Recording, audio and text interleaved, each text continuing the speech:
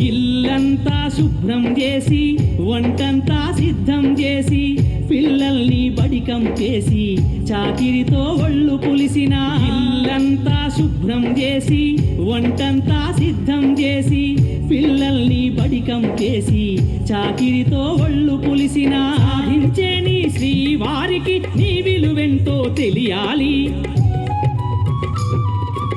ఒక్కరోజు నువ్వు బద్దకిస్తివా ఇల్లంతా గోవిందా.